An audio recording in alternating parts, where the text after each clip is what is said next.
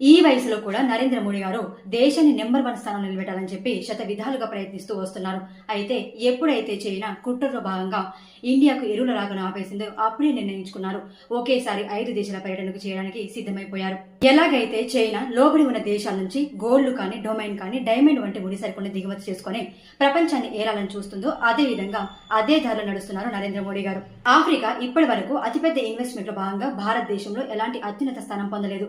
అదే విషయాన్ని దృష్టిలో పెట్టుకున్న నరేంద్ర మోడీ గారు ఆఫ్రికా ఖండంలోని ఒక దేశమైన ఘనా దేశాన్ని, మరొక దేశమైన వెస్ట్ ఆఫ్రికాలోని నమీబియా దేశాన్ని కూడా సందర్శించబోతున్నారు. అయితే ఈ రెండు దేశాల్లో రేర్ ఎర్త్ మెటీరియల్స్ అత్యధికంగా లభిస్తాయి. రేర్ ఎర్త్ మెటీరియల్స్ అంటే యురేనియం కానీ లిథియం, బెరీలియం, బోరన్ వంటి ఎరువులకు సంబంధించిన అనేక రేర్ ఎర్త్ మెటీరియల్స్ లభిస్తాయి. అంతేకాకుండా నమీబియా అంటే ఒక డెజర్ట్ ప్రాంతము, ఇది దేనికి పనికిరాదు అనుకుంటారు, కానీ ఇక్కడ అత్యధికంగా గోల్డ్, డైమండ్ కూడా లభిస్తుందట.